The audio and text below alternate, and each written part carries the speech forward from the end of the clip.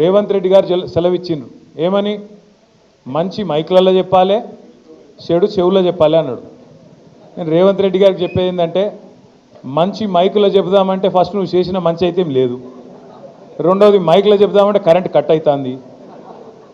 ఏం చేయాలి మరి? మంచి ఆడికెళ్ళి చెప్పాలి, మనం చేసింది ఉంటేనేమో చెప్తే అందుకుంటుంది.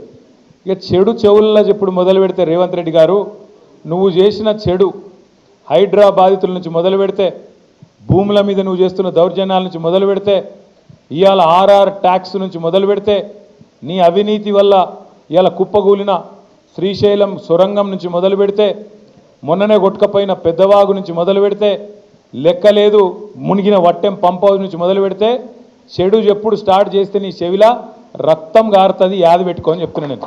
ఎందుకంటే చెడు చెవులో చెప్పాలి, మంచి మైకులో చెప్పాలి అని చెప్పి రేవంత్ రెడ్డి గారు చాలా తెలివిగా చెప్పిన అనుకొని ఆయనదైన డైలాగులు కొడుతున్నాడు.